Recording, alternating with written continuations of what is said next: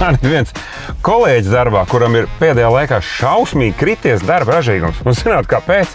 Viņš vienkārši darba laikā atbild visādiem zvaniem un iet rādīt savu mašīnu, ko viņš grib pārdot. Ja tā parēķina, viņš vienkārši kādas 2-3 stundas darba dienā nestrādā, rādot kādam savu autiņu, no kur viņš grib tikt vaļā. Man tas apnika, jo tas vienkārši rada zaudējumus.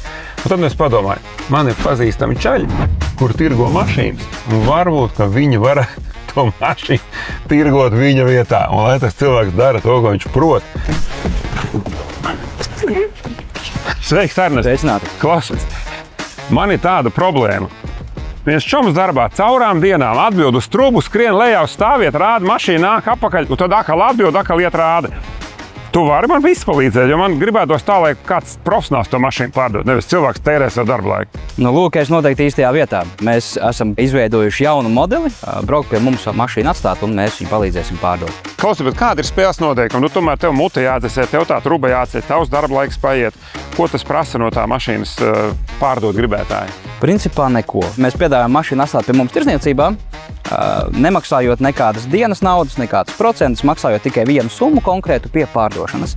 Mums ir 19 partneri, mēs mašīnu turam vienmēr iztīrītu, skaistas bildes, sataisam, izvietojam pa VLTSS sludinājumā, sataisam arī mūsu mājaslapā. Tad to veco SS sludinājumu viņš var dzēst nost. Jūs uztaisīsiet smukāk, ar jaunu telefonu numuru. Precīzi. Cilvēki zvanīs tikai mums, cilvēki brauks pie mums, skatīties mašīnu, kā mēs mašīnu būsim pārdevuši, mēs tāpat dienā ar cilvēku sazinamies un pārskaitam uz kontu pelnīto naudu. Bet nu tad, cik apmēram ir tas zināms, kāds procents, cik jūs paņemsiet to pārdot? Mums ir cietā summa, mums ir 500 eiro komisija, bet liels pluss ir tas, ka mēs šos 500 eiro vai nu liekam klāt summai, vai nu tad arī pievienojam. Lai cilvēks nezaudē pilnīgi. Tad nav jēga vest mašīnu varbūt pa 1000 eiro šādā schēmā. Nu, pa lielam labāk tad ir jaunākas, tādas grūtāk pārdodamas, jo 20 vai 29 tūkstoši, nav varbūt katram kabatā uzreiz nopirkt, tad mums ir šie finansētāji, ka šo te mašīnu arī var nofinansēt. Tas man patīk, ka jūs nevis viņu turēsiet ilgāk, lai nopelnītu par stāvēšanu, bet jūs dabūjat šo cieto summu, tad jums mazliet, kā saka, degais muguras, ka jums vajag ātrāk viņu pārdot. Mūsu interesēs ir pirmkārt dabūt labu vārdu no tā cilvēka, kam mēs esam pārdevuši, ka mums redz, ko ir izdevies, un šitie džeki zina, ko dara. Otrs ir, protams, pašiem prieks uzņemt šādas jaunākas, foršākas mašīnas. Cik par šitādu mēs varētu prasīt tā, lai viņi kaut cik raiti aiziet? Apskat vēl līdz nākamā gada maijam. Smuki, tādi bēšīgi ādas saloni. Durs ar šito te piesulkšanos. Viss pa zolīdu. Automāts, virs 200 000 nobraukums, servis grāmatiņi ir. Cik apmēram tāda BMW iet? Cik tu pats vēlētos? Jo te ir tas milzīgais plus, ka tu vari iegūt to summu, kuru tu vistuvāk vēlies, protams, adekvātās robežās, lai mēs neesam dārgākie SSA, piemēram. Zini, sludinājumā šitās mašīnas maksā no kaut kā 22 līdz 32. Es domāju, iet tādu vidusceli 28, kur jau ir iekļauta komisija, tad 27 500 paliek tev pašam un 28 tad ir kopējā summa.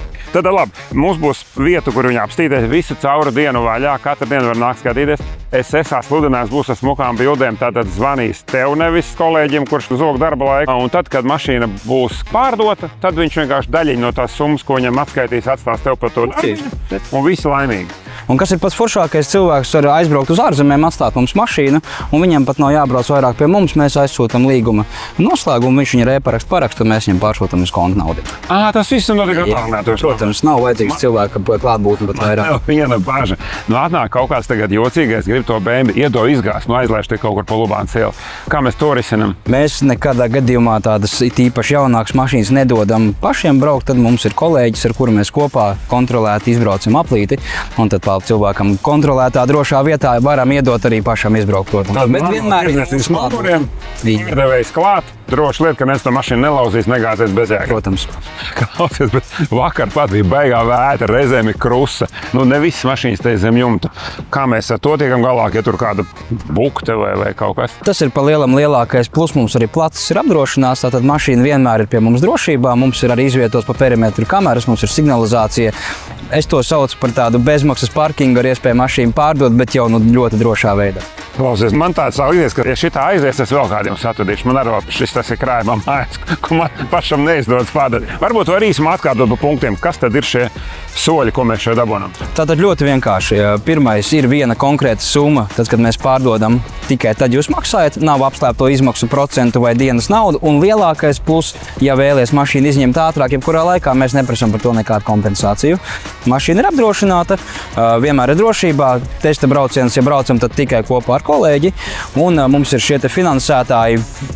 Praktiski visi pieejamie Latvijā, kas šo automašīnu arī var nofinansēt cilvēkam, kam interesē. Man jūs vairāk atvieglo tas, ka jūs ielikat uz sludinājumu SSA un man nav jādzesē muti. Man tā vienmēr neērtliekas kādam lielīt to pabraukto mašīnu. Man liekas tāds Tas ir lielākais, kāpēc arī cilvēki izvēlās pie mums komisijā vest, jo ļoti daudziem tā ir otrā mašīna. Viņam ir apnicis, ka viņam darbā traucē, zvana, būsim, viņš no darba aizskrien un beigās tāpat neviens neatbrauc. Labi ideja. Kur jūs bijāt ātrāk ar šādu priekšlikumu?